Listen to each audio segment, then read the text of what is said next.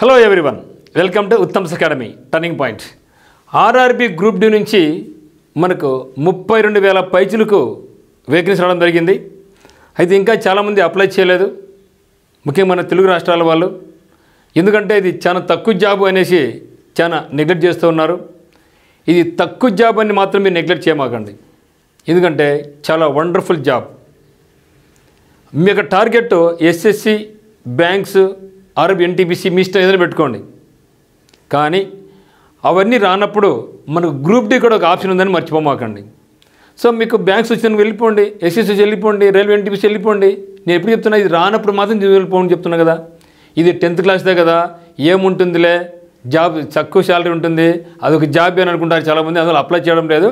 మీరు ఎప్పుడైతే అప్లై చేయాలో పక్క రాష్ట్రాల వాళ్ళు వచ్చి మన ఆంధ్ర, తెలంగాణ జాబ్స్ వాళ్ళు తీసుకెళ్తున్నారు. మీరు గమనించండి, ఎక్కడ పోయినా కూడా నార్త్ ఇండియన్సే మనకి జాబ్స్ అని వాళ్ళు ఆక్యుపై చేసుకున్నారు. ఎందుకు ఆక్యుపై చేసుకున్నారు?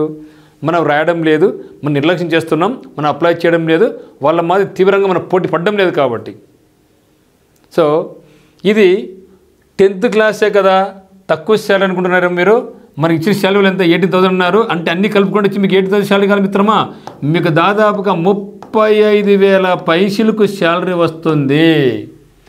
త్వరలో మనకి పే కమిషన్ కూడా సెంట్రల్ గవర్నమెంట్ అపాయింట్మెంట్ చేయడం జరిగింది, ఫామ్ చేసడం జరిగింది. ఒకవేళ ఈ యొక్క పే కమిషన్ వస్తే మీ యొక్క శాలరీ 45 నుంచి 50,000 వరకు మన శాలరీ ఉండే అవకాశం ఉంటుంది. మంచి టైం, చాలా ఈజీగా జాబ్స్ ఉంటాయి ఇవి చాలా వరకు.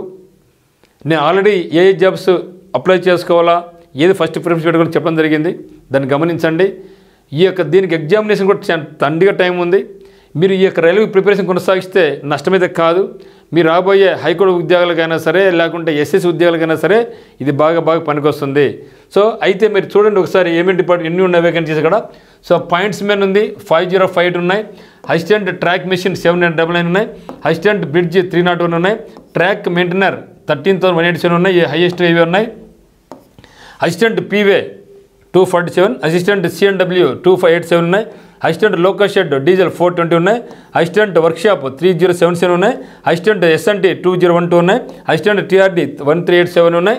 సో అది కాకుండా మన వాళ్ళు చాలా జాబ్ చేసిన వర్క్షాప్లో వాళ్ళు చెప్పేది ఒకటే, సార్ వర్క్ అయితే మనం మాత్రం చాలా తక్కువ ఉంటుంది, వర్క్ అంత ఏమి ఉండదు, మనకి ఒక 2 hours ఈయన ఒక 2 hours పోతూ ఉంటామని కొంత చెప్తారు. బట్ ఎక్కువ కష్టమైంది ఏమంటే మనకు ట్రాక్ మెటీరియల్ మాత్రం కొంచెం ఇబ్బందికరంగా ఉంటుంది. అందుకని దాన్ని మనం లాస్ట్ ఆప్షన్ ఇస్తున్నాం కదా. సో లాస్ట్ ఆప్షన్ దానికి ఇవ్వండి, ఓకేనా. సో తర్వాత అసిస్టెంట్ లోకల్ షెడ్ ఎలక్ట్రికల్ 950 ఉన్నాయి, అసిస్టెంట్ ఆపరేషన్స్ 744 ఉన్నాయి, అసిస్టెంట్ టీఎల్ అండ్ ఏసీ 104 ఉన్నాయి, assistant TL and AC workshop 625 ఉన్నాయి. సో ఇన్ని వేకెన్సీస్ ఉన్నాయి. మీరు ఒకవేళ 3 సంవత్సరాలు దీంట్లో జాబ్ చేసుకుంటే ఆ తర్వాత మళ్ళీ మనకి ఏమవుతుందంటే మనకు ప్రమోషన్స్ ఉంటాయి. రైల్వేలోనే మనకు ప్రమోషన్స్ ఉంటాయి.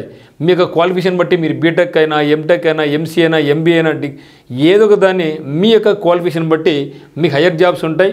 మీరు డిపార్ట్మెంట్ పరంగా రాసుకోవచ్చు, లేకుంటే ఓపెన్ కాంపిటీషన్ కూడా మీరు పోటీ పడవచ్చు అనమాట.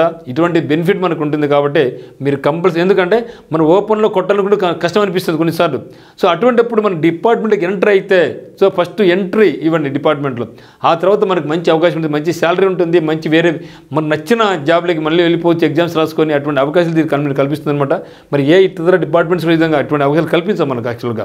సో ఇన్ని వేల వేకెన్సీ మనకి ఎప్పుడు కల్పించలేవు అనమాట. ఇక్కడ కంపల్సరీగా మీరందరూ కూడా అప్లై చేయండి మిత్రమా. అది కాకుండా ఈసారి ఏజ్ కూడా 8 to 36 ఉన్నాయి. నెక్స్ట్ మళ్ళీ 8 to 33 ఉంటుంది నెక్స్ట్ రిక్రూట్మెంట్కు. ఈ ఇయర్ మాత్రమే మనకు కరోనా వచ్చింది కాబట్టి 3 సంవత్సరాలు సడలింపించారు కాబట్టి మీరు కంపల్సరీగా అప్లై చేయండి. తర్వాత ఏజ్ కూడా రాదు, సీరియస్గా చదవండి. అది కాకుండా ఈసారి యాక్చువల్గా మనం ఫస్ట్ అంతా ఐటీఐ వాళ్ళకని చెప్పడం జరిగింది, చివరి క్షణంలో 10th ఇచ్చారు. నెక్స్ట్ టైం కూడా మళ్ళీ ఒక ఐటీఐ పెడితే ఏం చేస్తాం మనం, ఇబ్బంది కదా. అందువల్ల ఈసారి మీరు సిన్సియర్గా అటెంప్ట్ ఇవ్వండి. మరి దీనికి సంబంధించి మీకు కోచింగ్ కావాల్సి ఉంటే మాత్రం, ఆఫ్లైన్ కోచింగ్ కావాల్సి ఉంటే మాత్రం టర్నింగ్ పాయింట్ కోచింగ్ సెంటర్ కడపకు రావచ్చు. మీరు ఒకవేళ ఆన్లైన్ కోచింగ్ కావాలనుకుంటే కింద డిస్క్రిప్షన్లో మనకి ఉత్తమ్స్ అకాడమీ యొక్క ఆన్లైన్ లింక్ ఉందన్నమాట. మరి ఈ యొక్క ఆన్లైన్ నుంచి మీరు మన యొక్క కోర్స్ పర్చేజ్ చేసుకోవచ్చు. అక్కడ అన్ని రకాల కోర్సులు ఉంటాయి, ఎగ్జామినేషన్స్ ఉంటాయి చూడండి.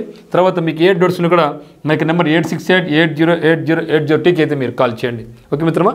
సో చిన్న జాబ్ అనేసి మాత్రం నెగ్లెక్ట్ చేయొద్దండి, ఈరోజే మీరు అప్లై చేయండి. Thank you.